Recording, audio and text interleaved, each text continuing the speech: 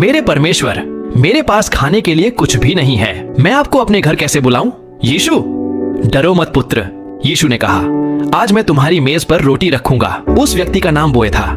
वह एक सेवानिवृत्त किसान था। एक भयानक बाढ़ में उसने अपनी पत्नी और 2 बच्चों को खो दिया था। अब वह उस छोटे से ग्रामीण इलाके में पूरी तरह अकेला रह गया था, एक ऐसी जगह जहां सन्नाटा और सूखी जमीन थी। हर सुबह वह उसी घर में जागता जो मिट्टी और यादों से बना था। थकान से ज्यादा खालीपन उसके दिल पर भारी था। उस ठंडी सुबह उसने रसोई की अलमारी खोली।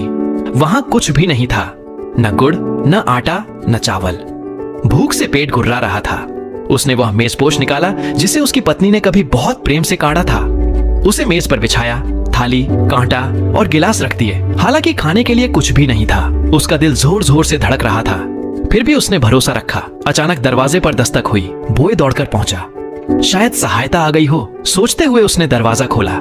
बाहर दुकान का डिलीवरी करने वाला लड़का खड़ा था। साइकिल बाड़ के पास टिकी हुई थी। उसने कहा, मैं जल्दी निकल गया था और खाना भूल गया। भूख से हालत खराब है, क्या आपके पास कुछ भी है? थोड़ा सा ही सही। बोए ने खाली अलमारी की ओर देखा। चूल्हे पर बस एक उबली हुई कसावा बची थी।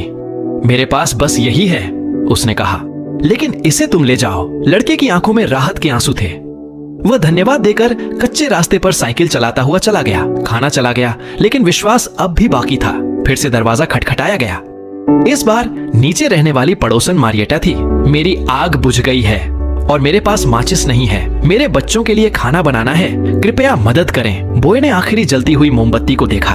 अगर वह दे देता तो घर पूरी तरह अंधेरे में डूब जाता। उसने गहरी सांस ली और मोमबत्ती उसे थमा दी। भगवान तुम्हें आशीर्वाद दे, महिला ने कहा। रात हो गई। घर अंधेरे में था, न खाना न रोशनी। तभी एक बार फिर दस्तक हुई।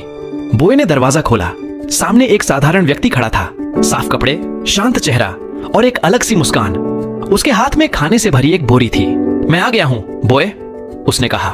मैंने कहा था ना, आज तुम्हारी मेज पर रोटी होगी। प्रभु, बोए रोते हुए बोला, मुझे लगा आप मुझे भूल गए। उस आदमी ने शांति से कहा, भूल गया?